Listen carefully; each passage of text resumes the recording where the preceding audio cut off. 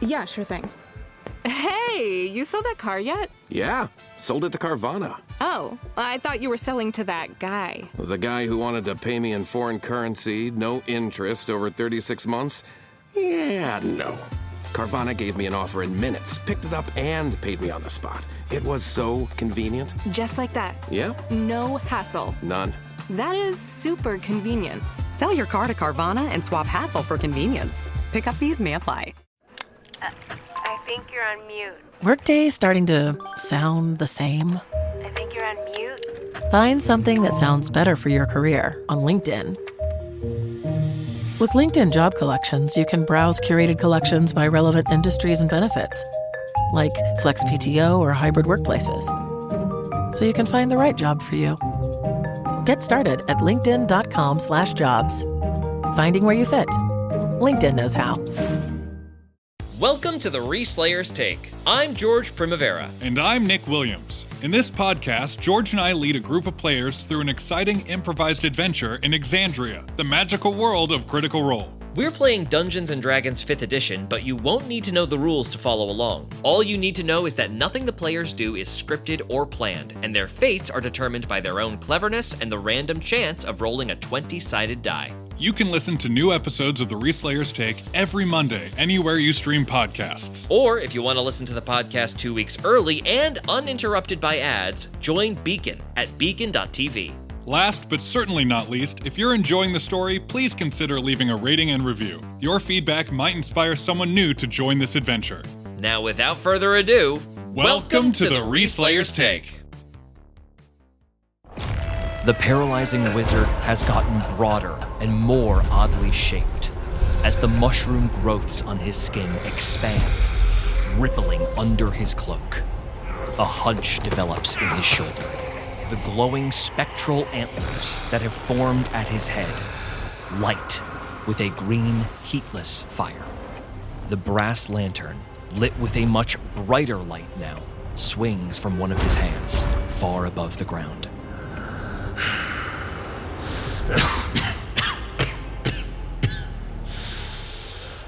It feels incredible.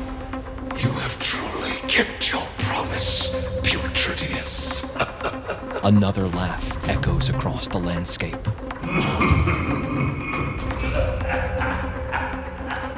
Helwell turns to the Reslayer's Take, smiling with sharp, bear-like teeth. Your souls will make fine additions to my lantern. While there are clearly signs of physical damage from your previous fight, Helwell looks rejuvenated in his increased corruption. Poogs, still writhing on the ground under the effects of the spell Power Word Pain, reaches out, grabbing Snow in his little goblin hands. I can't! He is unable to bring himself to his feet as pain racks his body. Desperately, he looks up to all of his compatriots, eyes falling on Hira. Seeing Poogs in pain, Hira's hand lingers on her ancestral horn for just a moment, but thinking better of it, her fingers tear away.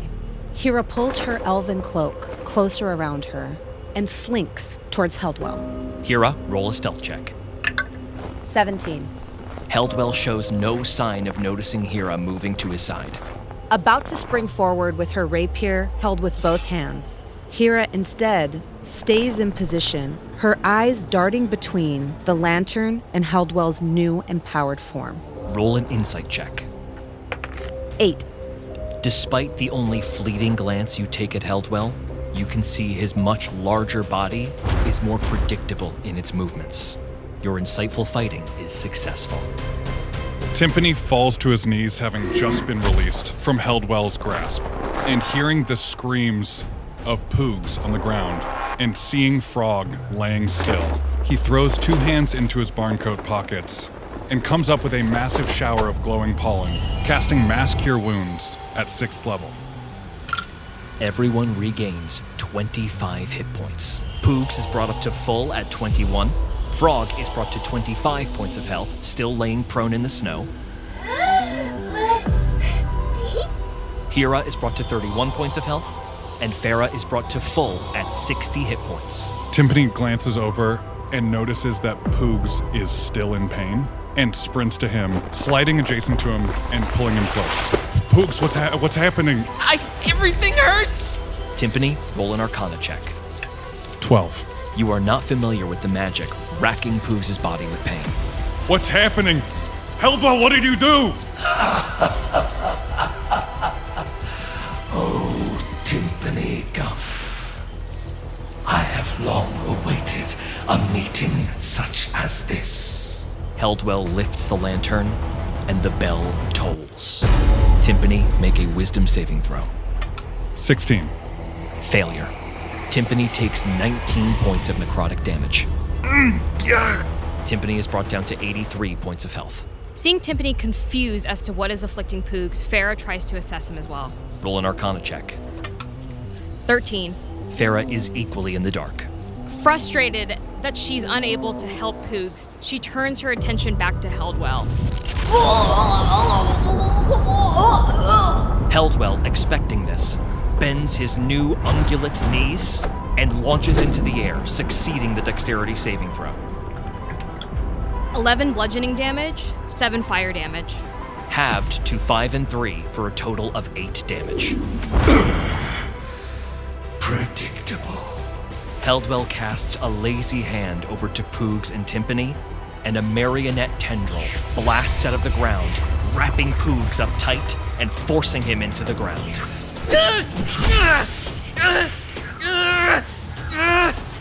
Taking in the sights of this battle and seeing that the Eidolon is now missing, Frog decides now is the time to engage her fists and explode her motes. She slowly pulls herself up to standing and slams her fists together. All 8 motes of light, spinning viciously, begin to glow brighter, surrounding Helwell, who has stepped into the Eidolon's previous space. He fails his dexterity saving throw. 49 radiant damage. This damage is doubled to 98 points of damage. Stop hurting my friends!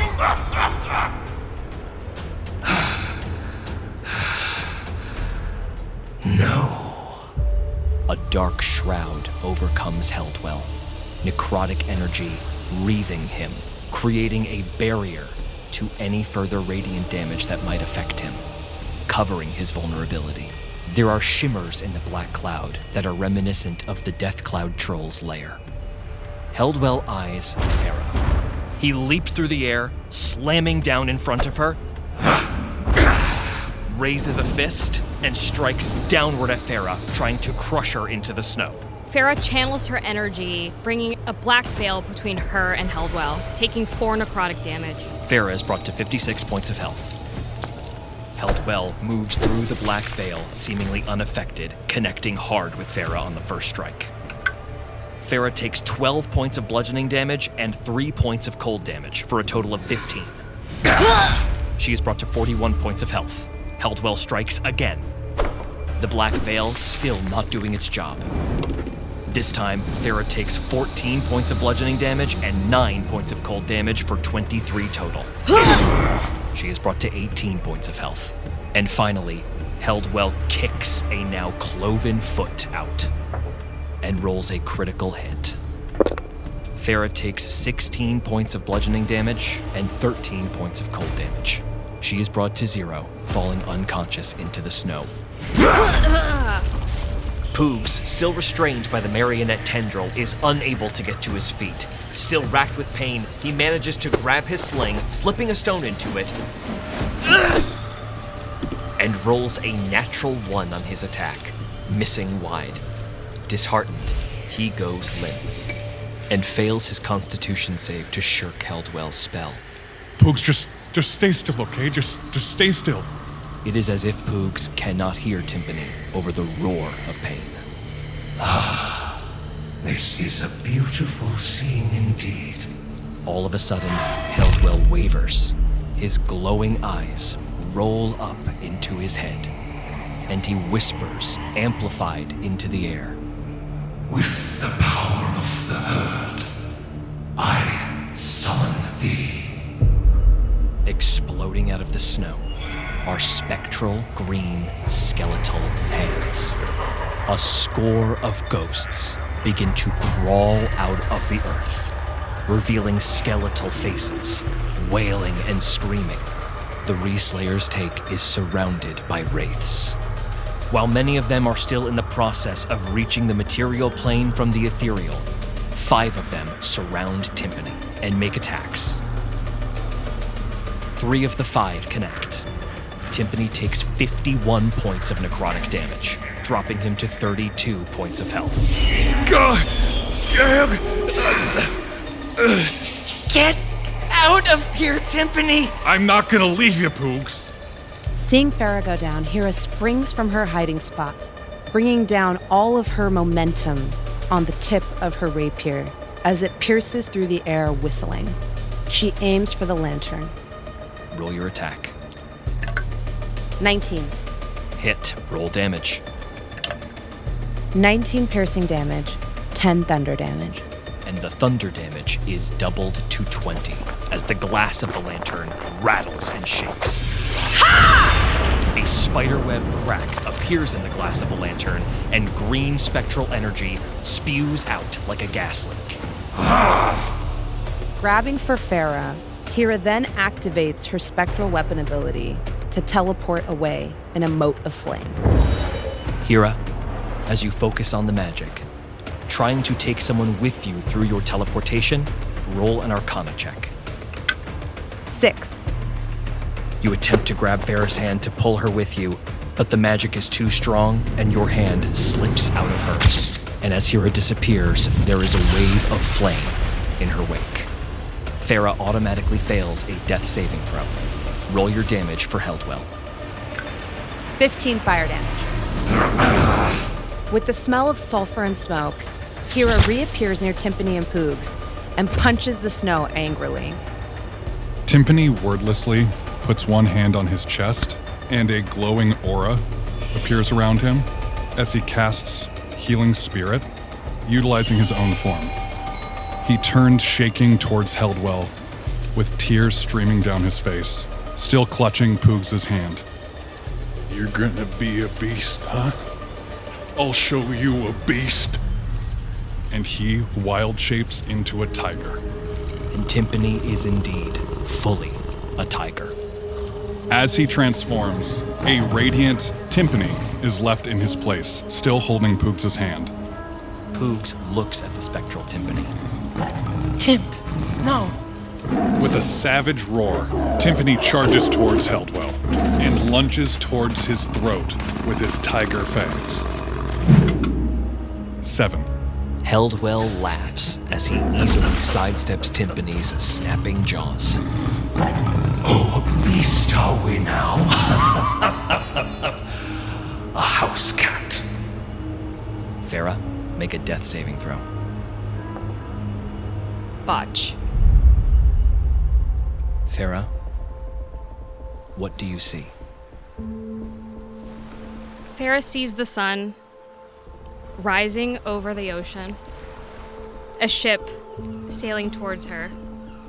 She smiles broadly and moves towards the ship as the ship stops and the gangway welcomes her in. In the Thrain tundra, Farah goes still. 4 to go. Frog, noticing Farah has gone down in a way that no one has before around her, she runs as fast as she can to get to Farah's side. She puts her left palm on Farah's shoulder, giving a slight shake. Hey, wake up, here, drink this, it'll help. With her right hand, Frog reaches into her knapsack and pulls out a healing potion. She haphazardly uncorks it and pours it into Farah's mouth. Farah is limp, and there is no response, and the magic does not take hold.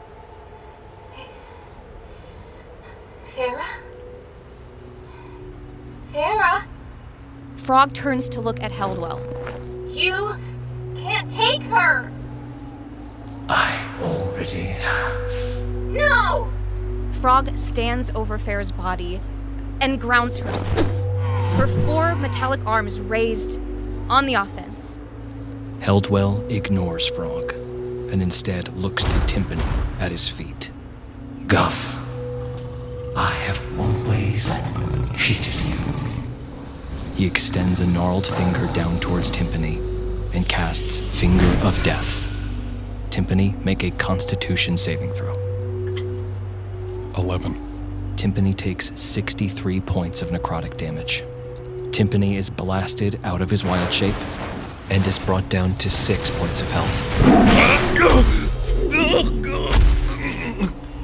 We're gonna stop you! Who are you, Poogs? The gnarled finger lifts towards Poogs. And then, the spectral dome above you shakes, as if beaten like a great drum. Helwell looks up to the sky. The dome flickers. There is a cracking in the barrier, and as if a fuse has been lit, it begins to disintegrate. What? And a pillar of divine radiance fires down from the sky, obliterating the existing and emerging wraiths in an instant, and a figure slams down into the snow within the light. You see Pike Trickfoot, a small gnome woman, mid-60s, which is still quite young for a gnome. She has a long white braid and a scar across her left brow and cheek. Her armor is brass and gold, adorned with cut rubies. And as she lands in the snow, she looks up and sees this motley crew before her. And she looks to Helwell and says, "I've been looking all over for you," as she takes her right hand and holds her holy symbol of the Everlight. Helwell's head cocks in curiosity. Pike lets out a flame strike. And who are? We see a column of divine blue fire coming down from the heavens, encasing Helwell in the searing vengeance of the Everlight. Pike, roll damage. 11 points of fire damage and 29 points of radiant damage. For a total of 40 damage. Helwell stumbles out of the searing pillar as it dissipates, smoking, his radiant nullifying aura expended. You're one of the Vox Machina. Surprise. Pike, make a wisdom saving throw as a dolorous bell tones. 24. Pike waves away the 20 points of necrotic damage like it's nothing. Nice try. Hira, at the beginning of your turn, you gain 13 points of health from the spiritual Timpani, bringing you to 44 points of health. Seeing Helwell distracted, Hira's hooves thunder against the rock, fueled by rage and strife. 22. Hit, roll damage. 19 points of piercing damage, 13 of thunder. As the thunder damage is doubled, this deals a total of 45 damage to the lantern. Another massive crack opens in it, and now spectral energy is pouring out of it. Helwell turns with a shocked start. No, I'll kill you. I'll kill you all. Disappearing in another gust of flame and smoke, Hira reappears near Farah's body. Roll 2d10 fire damage. 5 fire damage. Helwell looks around at the Reslayer's take and this new addition, and his demeanor changes, shrinking back slightly. Perhaps another day. At Helwell's feet, Timpani looks up, snot and tears running down his face. "You're not getting away that easy." And he throws up both hands, and a wall of stone appears behind him, blocking any exit. Helwell turns and meets the wall of stone, and uses a legendary action to attempt to jump over it. But the moment he does, a thuming, booming energy pops. Hira, roll damage. 4. Doubled to 8. The glass of the lantern all but shatters, completely spiderwebbed cracked. Helwell clutches it close to his chest.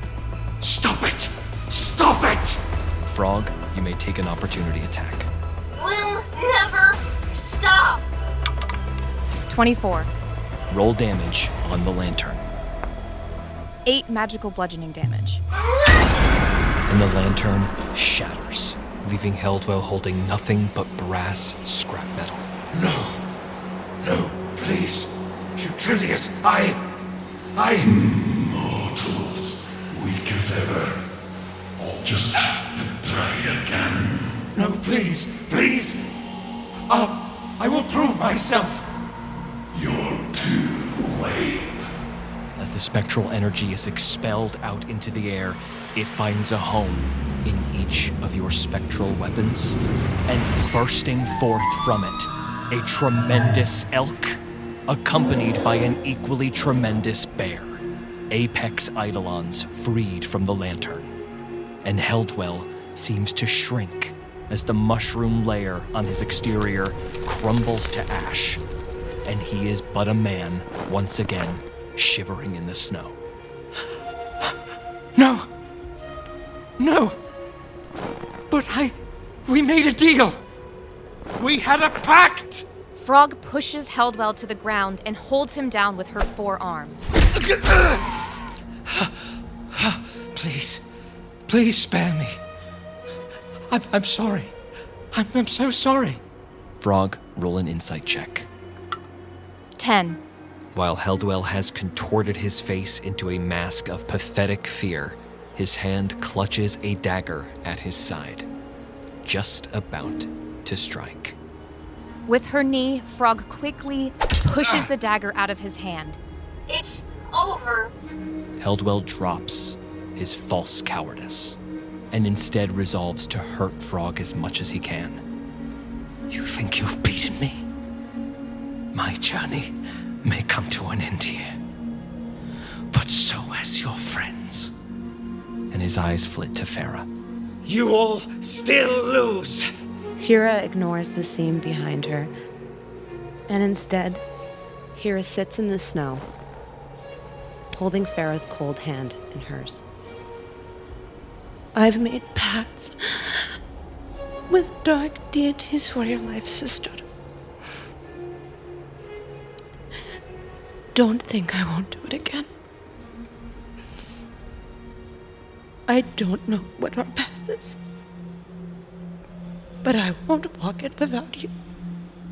Poog steps up alongside you, Hira, and leans down and looks into your eyes with glowing red pupils and a sharp-toothed smile as the Strife Emperor speaks to you. I told you. You needed to learn a lesson. And he is replaced by the real Poogs. Hira, is Farah okay? As Helwell is pinned underneath Frog,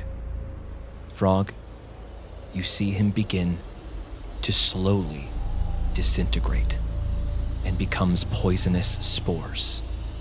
I will always be one with the rot. You are not rid of me yet. You will never know what it's like to be one with anything. You will be alone forever. Forever. And what's left of Helwell is carried away on the freezing wind. He is gone. Frog races over and joins her friends by Farah's side. Can somebody do something? When Timpani gets to Farah's side, he immediately understands that he can't, and simply puts one big arm around Poog's. I am so sorry I didn't get here sooner. Pike, taking in this new crew, walks over to Farah and places a hand on her forehead, grabs her holy symbol, and says a prayer to the Everlight. Everlight? Please help their friend. And she casts True Resurrection. Farah, You stand at the edge of a great ship, rocking gently to and fro, the sun stuck in a perpetual, resplendent sunset. Familiar faces stroll about on the deck, regarding you fondly. There is a hustle and bustle that is familiar and comfortable.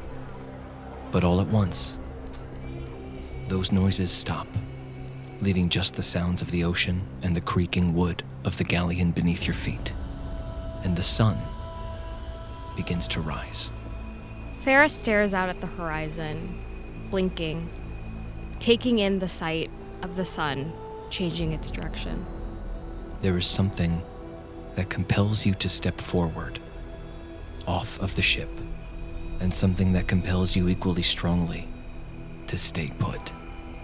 Pike starts to sense that Farah's soul is in flux and looks at Hira. You need to call your friend. She needs to hear you.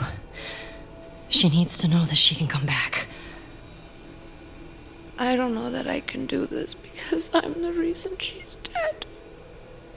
I'm cursed, and everything I touch turns bad. You're not the reason she's dead.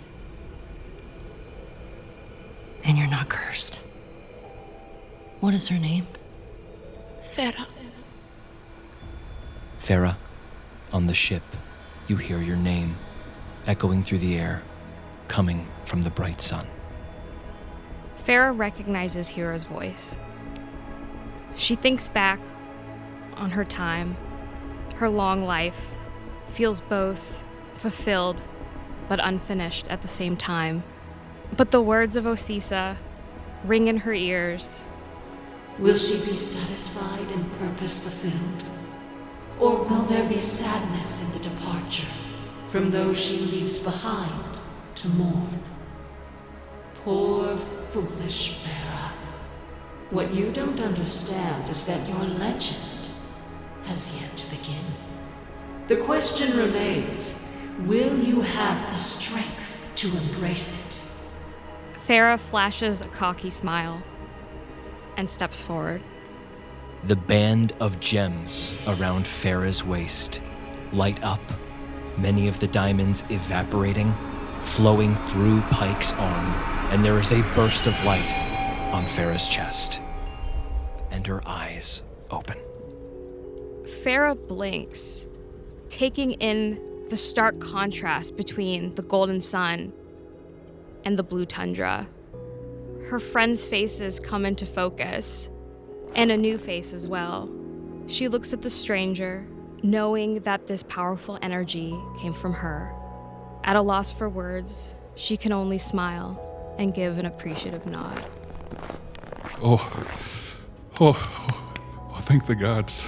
Timpani wipes the now free-flowing snot away from his face, and it mostly just sticks in his mustache. You really scared us there. I knew you'd be back, Farah. Hira chokes down her tears, leans in close to Farah's ear, and says, Don't leave me with these people. At Hira's words, Farah can't help but smirk. And Farah, in your other ear, you hear, Woo-wee! That was a close one! She scowls. Oh, gods. I forgot. The Reslayers picking Farah up out of the snow, take a moment to recuperate as they gather gratefully around their hero who descended from the sky and brought their friend back. And now for a brief intermission.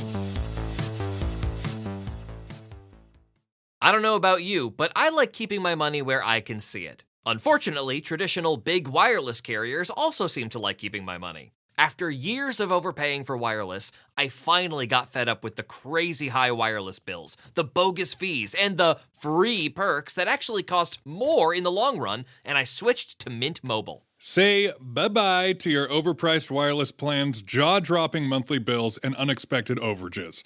Mint Mobile is here to rescue you with premium wireless plans starting at $15 a month. Plus, all plans come with high-speed data and unlimited talk and text delivered on the nation's largest 5G network. The best part is you can use your own phone with any Mint Mobile plan and bring your phone number along with all of your existing contacts. Ditch overpriced wireless and get 3 months of premium wireless service from Mint Mobile for $15 a month. If you like your money, Mint Mobile is for you. Shop plans at mintmobile.com/RST. That's mintmobile.com/RST. Upfront payment of $45 for 3-month 5GB plan required, equivalent to $15 a month. New customer offer for first 3 months only, then full price plan options available. Taxes and fees extra. See Mint Mobile for details. When you think about businesses that are selling through the roof, like our favorite wizardy cereal, Magic Spoon, sure, you think about a great product, a cool brand, brilliant marketing, but an often overlooked secret is actually the businesses behind the business, making selling, and for shoppers, buying, simple. For millions of businesses, that business is Shopify. Nobody does selling better than Shopify, the home of the #1 checkout on the planet, with its secret weapon, Shop Pay, that boosts conversions up to 50%,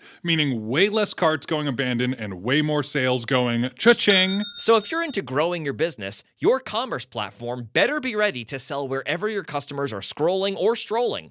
On the web, in your store, in their feed, and everywhere in between. The secret is out. Businesses that want to grow with Shopify. Upgrade your business and get the same checkout that Magic Spoon uses. Sign up for your $1 per month trial period at shopify.com/reslayer, all lowercase. Go to shopify.com/reslayer to upgrade your selling today. Shopify.com/RESLAYER. Underwear drawers are like the Wild West of wardrobes. There's no rhyme or reason to them. Anything goes. You've got pairs from 3 birthdays ago, pairs from last Christmas, pairs from 5 different brands with 5 different fits. When you open that drawer every morning, you have no idea what to expect. I expect the best, because now that I've felt the buttery soft comfort of MeUndies, my other pairs have got to go.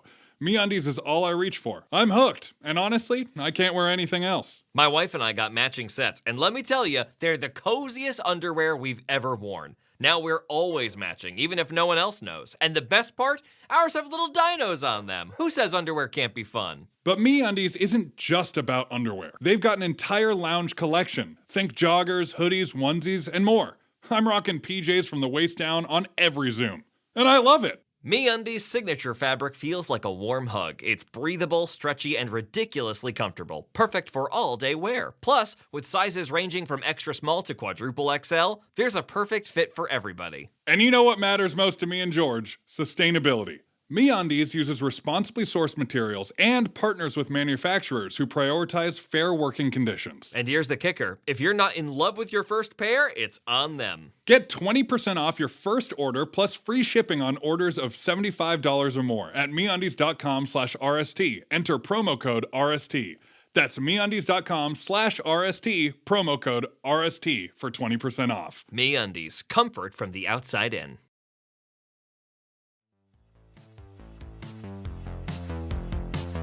Now back to the show.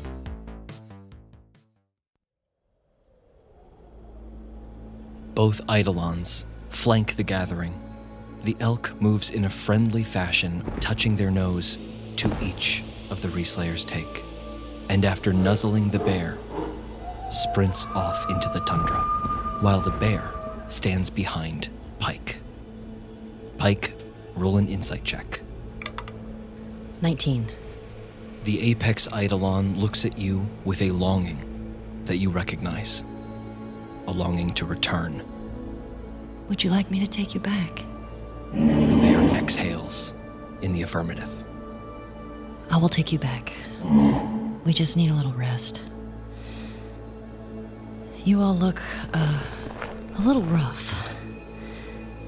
Oh, I'm so sorry you've done so much for us. But we don't know your name. Oh, I'm so sorry. My name is Pike. What's your name? Oh, I'm Frog. Nice to meet you. Nice to meet you. What are your names? Hira Agniard. Farah. Timpani Guff. I'm Poogs. Thank you. Thank you for everything. I don't think we... Yeah, thank you. How did you know we were here? Did you know we were here? Well, I didn't know you all were here, but there have been reports that the Demethor Valley, which is normally beautiful and lush, it's been rotting very quickly. I went to investigate and I found this poisonous, necrotic presence coming up from the ground. What I discovered is that it's like a fungal mycelium, and it's poisoning everything. And on top of that, there have been no signs of the Apex Eidolon until now. The bear exhales again. Timpani, weren't you saying that if the Apex Eidolons are gone? They're the thing that protect nature. They would stand in the way of the timber blight's rot. Sorry, the timber blight. It's, sort of an evil druid from a long time ago. We're so rude. We're the Reslayer's take. Oh, you're not rude. I should have asked. Having introduced the group many times before, usually with a lot of pizzazz, Timpani tries really hard to muster some of it. Yeah, it's okay. We're the Reslayer's take, and I'm sorry. It's okay, Timpani. It's okay. We've been sorta following the aftermath of a lot of the Timber Blight's actions, and they led us here when we also heard about the Eidolon. I think that mycelium is his doing as well, and the rot. Do you all need a night of rest? Perhaps before going back? Oh, gods, yes. I could definitely use a breather. I literally can't make another tree portal until I rest, so yeah, that would be great. If you'll give me just a moment, I can make us a place to sleep for the night. That would be really cool. Pike casts Temple of the Gods. As if being constructed at 1,000 times the speed by invisible hands, a divine temple is erected in front of you, emerging out of golden light. The temple that we see is made of ancient stone covered in moss, and as we enter, the interior is filled with beautiful golden light, and it smells of jasmine and fresh, crisp apples. There's a fountain in the center filled with lily pads, and the room is filled with soft, plushy pillows, and rugs litter the floor. Please, come in. Take a rest. I have a feeling there's probably a lot that you all need to talk about. Are you a god? Oh, wow. No, I am not a god. I am a cleric of the Everlight. I've been a follower of hers for quite some time, but I've also had moments where I've lost sight of her. Pike makes eye contact with Hira and have made some not so great choices. And sometimes even I felt cursed. But we get long lives to make up for that. Hopefully. Timpani raises a hand. Oh, yes? Thank you, Pike. Helwell, back there said that you were part of, the Vax Machina? Yes. I am. Vax Machina, Vox Machina, however you want to say it, tomato, tomato. Yeah, Vax Machina, that's what I said. It's so funny. You remind me of someone that I've met before. An accent that I've heard. Where are you from? Well, I've been in Issylra for a really long time, but I am from Wildemount originally. Oh, I have a friend, his name's Puma. No way you know him, but you guys sound a lot alike. You know Puma? He's my cousin. What? No Yeah, in fact, Frog, you got the screwdriver, right? Oh yeah, here. Frog reaches into her knapsack and pulls out the enchanted screwdriver. She flicks the light on and off for Pike. I added a light to it. Whoa! That's amazing! Can I try? Of course you can. Pike takes it and flicks it a couple times. This is really fun. Here, I'll give it back to you. Yeah, that's Pumat. He left it in my apartment, and then he just didn't ask for it for like 10 years, and they found it, so I gave it to him. Poogs raises his hand. Oh, yes, Poogs. Wow, she knows my name. Miss Pike, Madam Pike, Miss? Yeah. I have a question. How did you do what you did earlier? How did you bring Farah back? I've never seen anything like that. I don't really know. It's kind of just... Well, it's kind of just what I do. But also, I'm a follower of the Everlight. I don't know if you're familiar, but most of my powers are through her. And she's a goddess of healing and redemption. And it's mostly her. How do you feel, Farah? Farah, who's been standing in silence, taking everything in, jumps a little when Poogs addresses her. Farah looks at Poogs, almost like she's never seen him before, blinks, and says,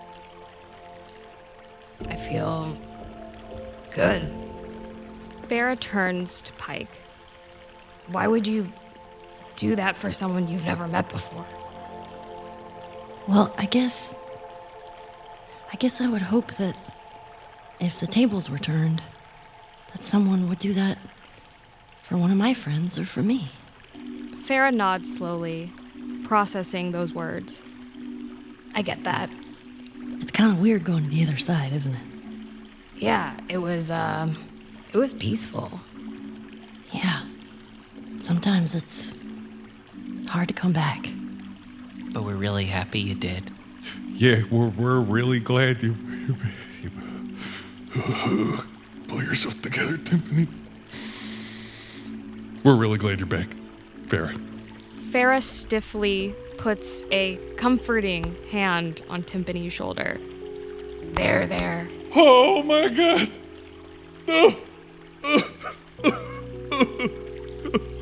I'm sorry. Timpani excuses himself to a far corner behind the fountain. Oh man, I'll go check on him. It's okay, buddy. Hira shifts from one boot to the other, awkwardly. So, theoretically, this Everlight, She scratches her head nonchalantly. They redeem people. Crosses her arms. That's really interesting. So for a friend, She covertly points at Poogs. if somebody was in desperate sort of need of redemption, and purely hypothetical, if they had, with good intentions, maybe made a pact with a deity of strife, just purely, just theoretically, and if this person was your friend, and what if this person sort of lost sight of hope with this Everlight? Is there maybe a way that they could maybe help that person? Pike, make a religion check. 8. Staring at Hira, you feel a dark presence shrouding her. Though you are unsure of the origin, make another religion check as your eyes linger on Hira's seemingly prosthetic horn, a dark red hunting horn affixed with a ribbon tightly bound. 17. Pike, you recognize a dark artifact when you see it. You can tell that this is a person in the grips of a dark deal indeed. Hira, speaking for your friend, of course, there's always hope. It's never over, and you always have a choice. Your friend always has a choice. And there's always room for redemption. Make sure to tell your friend that, okay? Yeah, I'll let him know he's not very smart. Oh! Poogs pats a kneeling Timpani on the back and gives the group a thumbs up, mouthing, "He'll be fine." This night, it won't stop coming. You know, Frog, maybe you should draw his beautiful tiger form. Might cheer him up. I think I can do that. Behind Pike, the symbol of the Everlight, atop an ornate stone altar, pulses with a sudden light, as if it's trying to get her attention. Pike turns around and receives the message that the Everlight is giving to her. She closes her eyes and nods. Reslayer's take? I would love to give you something from my god, the Everlight. As Pike turns around, she puts her hands in front of her. Her hands start to glow, that beautiful, bright light. Poogs and Timpani, making their way back over, are basked in the light next to Farah, Hira, and Frog. Each of them gains 2 points to their Constitution ability score, as holy light fills them, rejuvenates them, and strengthens them. Please, feel free to stay here for the night. And before I go, so you could get a nice night's rest, I would love to do a little healing on you all. Pike's holy symbol glows as you see behind her beautiful feathered spectral wings. What looks like blue flaming threads leave her holy symbol and reaches each member of the party and heals them for 27 points. Feel free to stay as long as you need. But just know, this building will be gone in 24 hours. It's really been a pleasure to spend time with you all, and I wish you the best of luck in all your adventures. May the blessing of the Everlight be with you. The Eidolon bear waits for her outside. Pike takes a deep breath, smiles at this wonderful new crew that she has met, pushes through the doors of the temple, nods at the Great Bear as she takes flight. As Pike and the bear Eidolon depart, there is suddenly a flapping of wings behind you. As you all turn around, you see a single black raven standing on the altar, staring at Farah. Farah examines the raven, wondering why it's targeted her. Roll a religion check, Farah. 10.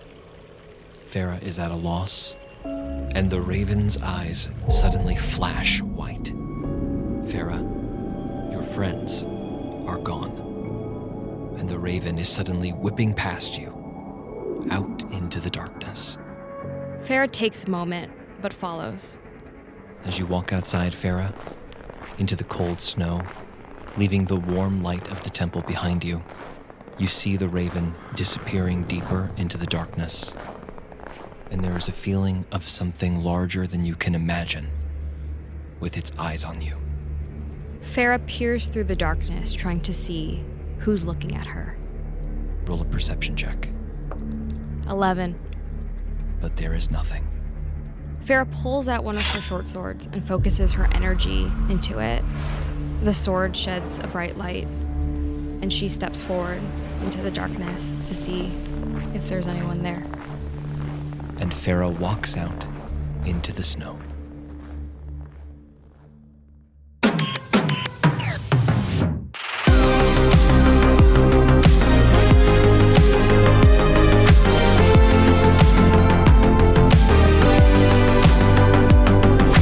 The Reslayer's Take is a Metapigeon production in partnership with and distributed by Critical Role Productions, developed in association with Hero Club. Game mastered and produced by George Primavera and Nick Williams.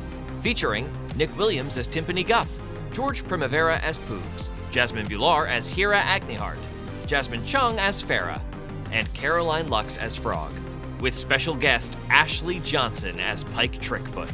Also featuring Laura Bailey as Osisa. Thanks for listening to this season of The Reslayer's Take. We'll see you next time.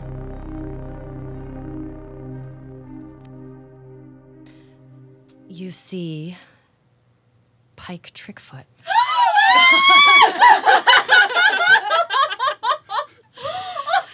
shit. You guys already made me so emotional.